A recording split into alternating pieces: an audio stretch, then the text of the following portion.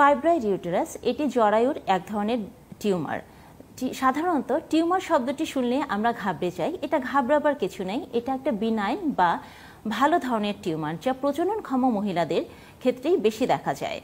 বিশেষ করে যারা দেরিতে বাচ্চা নেন বা দুটা বাচ্চার মধ্যে দীর্ঘ বিরতি নেন, যাদের শরীরে ইস্ট্রোজেন জাতীয় হরমোনের প্রভাব বেশি অথবা বন্ধ্যাত্বের সমস্যা রয়েছে, তাদের ক্ষেত্রেই এই রোগ বেশি দেখা যায়। এছাড়াও জরায়ুর দেয়াল পুরু হয়ে যাওয়া, ওভারিতে ছোট ছোট সিস্ট যেটাকে আমরা পলিসিস্টিক ওভারিয়ান সিনড্রোম বলে থাকি, এবং বন্ধ্যাত্ব এই রোগের সাথে সম্পৃক্ত। রোগের লক্ষণের ক্ষেত্রে বলতে গেলে বেশিরভাগ ক্ষেত্রেই দেখা যায় যে এই রোগের কোনো লক্ষণ প্রকাশ পায় না। প্রজননক্ষম নারীরা যখন অন্য কোনো কারণে রুটিন চেক আপে আসে বা আলট্রাসোনোগ্রাম করে, সেক্ষেত্রে দেখা যায় যে তার জরায়ুতে একটি টিউমার বা ফাইব্রয়েড রয়েছে। এছাড়াও বেশিরভাগ ক্ষেত্রে নারীরা ঋতুস্রাবের সময় অতিরিক্ত রক্তক্ষরণ, সময়ের সাথে রক্তক্ষরণের পরিমাণ এবং ডিউরেশন বেড়ে যাওয়া, মাসিকের সময় ব্যথা হওয়া, তলপেটে ভারী লাগা এবং চাকা অনুভব করতে পারে। এই ধরনের টিউমারের ক্ষেত্রে কিছু পরিবর্তন সময়ের সাথে আসতে পারে, যেমন ইনফেকশন হওয়া, টিউমারের আয়তনে বৃদ্ধি পাওয়া, ডিজেনারেটিভ চেঞ্জ যেটাকে আমরা বিশেষ করে প্রেগন্যান্সির সময় রেড ডিজেনারেশন হতে পারে এবং ইনফেকশন হতে পারে। এসব ক্ষেত্রে দেখা যায় যে নারীরা খুবই প্রচণ্ড রকম তলপেটে ব্যথা নিয়ে চিকিৎসকের শরণাপন্ন হন।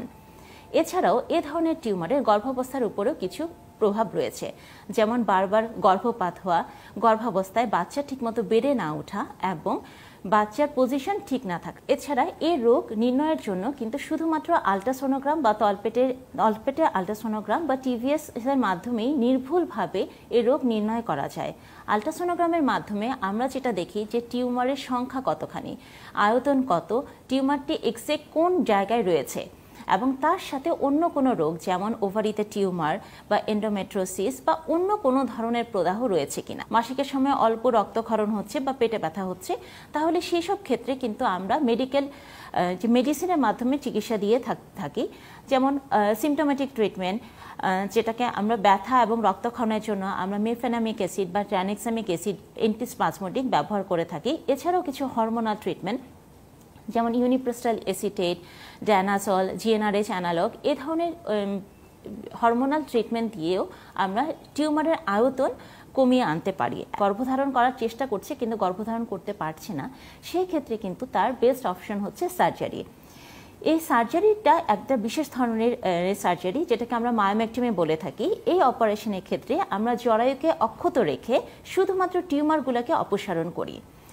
এই সার্জারিটা পেট কেটে অথবা ল্যাপারোস্কোপির মাধ্যমেও করা যেতে পারে। মায়োমেক্টমি অপারেশনের পরে তার গর্ভধারণের প্রবণতা প্রায় 40 থেকে 60% বেড়ে যায়। সেজন্য আমরা সবসময় পেশেন্টদেরকে অপারেশনের 3 মাস পর থেকে বাচ্চা নেওয়ার চেষ্টা করতে বলি। কোনো পেশেন্টের বয়স 40 ঊর্ধ্ব এবং তার পরিবার সম্পন্ন হয়েছে, তার প্রচুর ব্লিডিং হচ্ছে এবং তার পেটে ব্যথাও রয়েছে এবং রক্তশূন্যতার ডেভেলপ করেছে, সেসব ক্ষেত্রে তার জন্য জরায়ু অপারেশন করে ফেলাই শ্রেয়। সেক্ষেত্রে আমরা পেট কেটে অথবা ল্যাপারোস্কোপির মাধ্যমে জরায়ুটি কেটে ফেলবো।